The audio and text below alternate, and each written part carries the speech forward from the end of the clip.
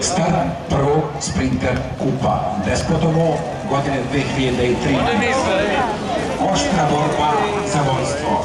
Da vidimo ko će steći početnu prednost. Dalio i Radoslav Gajić.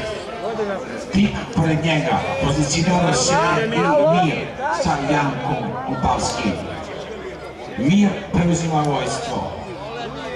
Na drugu poziciju probija se Daytona. Odluka sudijskog kolegijuma zbog dugog galopa isključuje se do startni broj 1 Dalije SG, vozač Radoslav Gajić. Stigli smo do druge pozicije.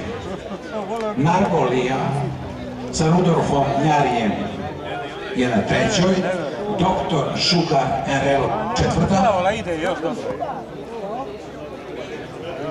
Isključenje je bilo startni broj 5, Lileta Dire, vozač Relibor Đorđevi. Čekujemo ulazak grla u ciljni pravac. I dalje vodi Mir sa Jankom Opalskim.